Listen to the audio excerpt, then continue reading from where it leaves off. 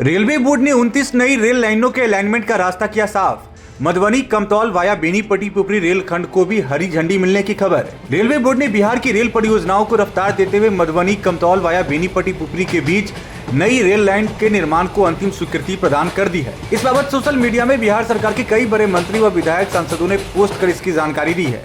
इन सभी के social media post के आधार पर रेलवे ने राज्य के भीतर एक और ऐतिहासिक कदम उठाते हुए 29 नई रेल लाइनों के निर्माण के लिए प्रारंभिक खाका यानी अलाइनमेंट तय करने का रास्ता भी पूरी तरह से साफ कर दिया है, जिसमें मधुबनी से बेनीपट्टी होते हुए कमतौल, जिसकी दूरी 30 किलोमीटर बताई जा रही है। साथ ही मधुबनी से जनकपुर रोड रेल लाइन को लेकर भी अच्छी खबर सामने आई है।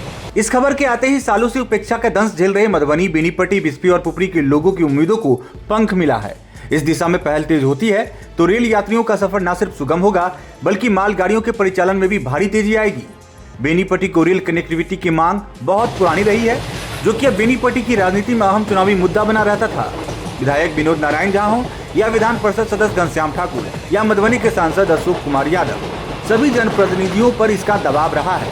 लिहाजा यह खबर थोड़ी बहुत सुकून देने वाली है।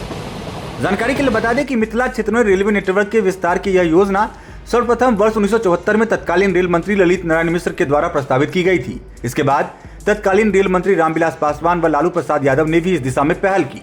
वर्ष 1997-98 में रेल बजट में रामविलास पासवान ने इस रूट के सर्वे को स्वीकृति दी थी, लेकिन विभागीय स्तर पर इसे अमली जामा नहीं पहनाया जा सका था और फाइलें दबी रह गई।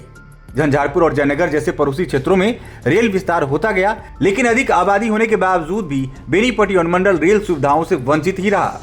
जन आंदोलन और भाजपा के दोनों शीर्ष नेताओं की पुरजोर पैरवी से अब सफलता मिलती हुई दिख रही है।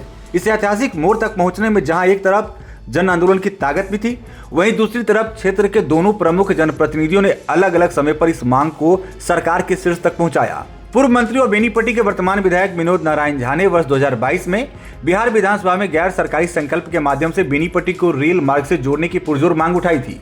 उनके इस प्रस्ताव को बिहार विधानसभा द्वारा सर्वसम्मति से पास किया गया था, जिसके बाद राज्य सरकार ने केंद्र को इसकी विधिवत अनुशंसा भेजी थी। विधायक लगातार इस बात को उठाते रहे कि महाकवि कालिदास एवं शक्तिपीठ मां उच्चैठ की इस पावन धरती का विकास रेल कनेक्टिविटी के बिना अधूरा है। जुलाई 2024 में भी उन्होंने रेल मंत्री अश्विनी वैष्णव से मिलकर इस संबंध में ज्ञापन सौंपा था। 2020 के विधानसभा चुनाव में जब वो चुनाव लड़ने के लिए आए थे तो पहले दिन भी मीडिया के सामने उन्होंने खुलकर इस बात का जिक्र किया था कि मेरा सपना है कि बेनीपट्टी को रेल कनेक्टिविटी से जोड़ा जाए। इस प्रयास में बिहार विधान परिषद के सदस्य घनश्याम ठाकुर ने भी बहुत प्रयास किया।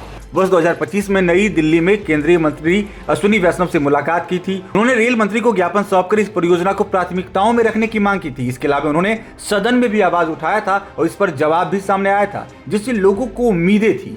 इन दोनों नेताओं के समानांतर प्रयासों, अतीत में 5 बार सांसद रहे भोगेंद्र झा के पृष्ठभूमि व किसान जागरूकता विकास समिति बेनीपट्टी के संस्थापक से संरक्षक, रेल मांग आंदोलन के नेता कमल कुमार झा के अनवरत धरनों, साइकिल यात्राओं और हस्ताक्षर अभियानों का सामूहिक प्रतिफल के कारण ही आज केंद्र सरकार ने इस परियोजना पर मुहर लगाई है। अब बात यह है कि यह खबर अगर सही होती है तो बेनीपट्टी को रेल कनेक्टिविटी मिलना रणनीतिक, सांस्कृतिक और धार्मिक दृष्टिकोण से यह रेलखंड गेम चेंजर साबित होने वाला है। बेनीपट्टी का इतिहास महाभारत और रामायण काल से जुड़ा हुआ है। यह नया रेल मार्ग रामायण कॉरिडोर व नेपाल के पशुपतिनाथ कॉरिडोर को आपस में जोड़ने के लिए एक महत्वपूर्ण कड़ी बनेगी। मां उच्चैठ स्थान आने वाले श्रद्धालुओं सहित भारत और नेपाल के बीच धार्मिक पर्यटन को इससे जबरदस्त बढ़ावा मिलेगा और विश्व पटल पर विख्यात मिथिला की कला संस्कृति को नए पंख लग सकते हैं। बेनीपट्टी एक कृषि प्रधान अनुमंडल है, जहां सब्जियों की व्यापक खेती भी होती है। अब तक रेल सुविधा न होने के कारण किसानों को अपनी उपज स्थानीय मंडियों में औने पौने दामों में बेचने पड़ती थी। इस रेलखंड के बनने से यहाँ के छोटे किसानों और व्यापारियों का देश के बड़े बाजारों से सीधा संपर्क स्थापित होगा। वे अपनी सब्जियां और उत्पाद बाहर बेचकर बेहतर मुनाफा कमा सकेंगे। एक समय था जब बेनीपट्टी का प्रसिद्ध बेहटा बाजार क्षेत्रीय व्यापार का बहुत बड़ा केंद्र हुआ करता था, जो रेल ना होने से पिछड़ गया। अब इस कनेक्टिविटी से इस ऐतिहासिक बाजार के पुराने दिन फिर से लौट सकेंगे। बाढ़ और सुखाड़ की विभीषिका झेलने वाले नेपाल सीमा से सटे इस सीमावर्ती क्षेत्र के लिए फिलहाल रेल मंत्रालय की यह सौगात वाकई नए युग की शुरुआत साबित हो सकती है।